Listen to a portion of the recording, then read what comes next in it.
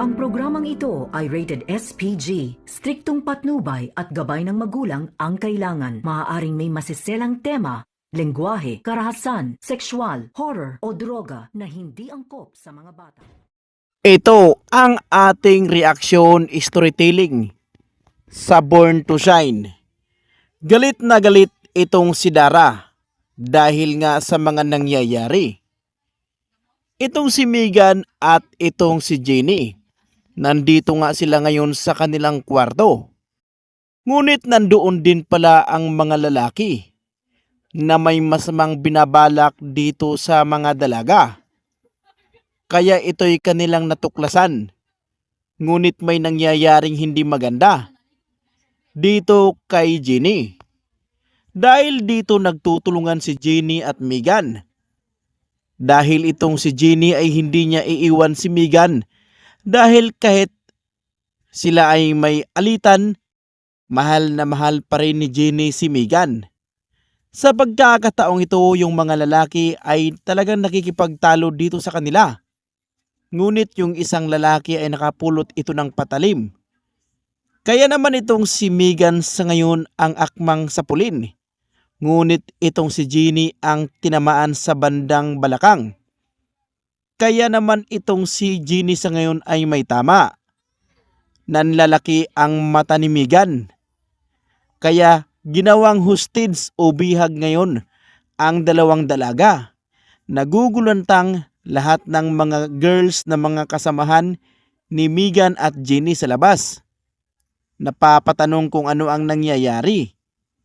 Hindi na nila mapasok-pasok dahil dumating na ang otoridad. Ang mga boys naman ay nag-alala. Si Nate ay talagang nag-alala din ito dito kay Jenny. Kaya naman mabilis tumawag ngayon ang kanilang manager na si Monica dito kay Dara. Tamang-tama magkasama si Dara at itong si Minji. Dahil itong si Minji ay tinulungan nga ito ni Dara sa matinding pambubuli ng mga dating bumugbog kay Minji. At dahil din dyan nagkaayos si Dara at Minji. Dahil itong si Dara ay humingi ng matinding patawad kay Minji.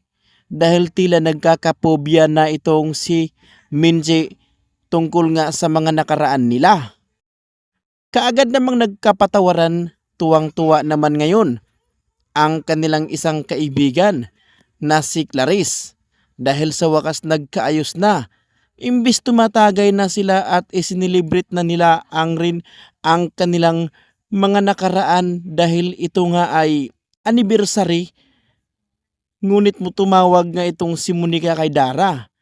Bad news ang ibinalita na sa bingit ng kamatayan nga daw ang dalawang dalaga na si Megan at Jenny. Kaya ura mismo ay halos liparin ni Dara at Minji ang naturang lugar kung saan sila sa ngayon. Kaya itong si Dara ay nagtatalak ito. Gustong pasukin ni Dara dahil napakabagal nga daw umano ang mga otoridad. Pinagsasabihan ni Dara na napakahina nga daw umano ang mga ito. Ngunit itong si Minji sa ngayon ay iyak ito ng iyak. Hindi niya rin alam kung ano ang kanyang gagawin. Gustong-gustong sumugod nitong si Minji. Ngunit ang otoridad ang nagdesisyon na wag daw umano silang pumasok. Maghihintay nga daw sila ng go signal. Dito agad kinausap ng mga nang-hostage si Megan at Jenny. Pinapayagan ng mga nang-hostage na itong si Megan ang papalabasin. Maiwan nga daw si Jenny. Ngunit itong si Megan ay hindi ito pumayag. Lalabas nga daw siya sa naturang lugar basta kasama niya itong si Jenny. Kaya abangan natin kung itong si Jenny ay may mangyayari ba itong hindi maganda o tuluyan na nga silang nagkabati ni Jenny at Megan.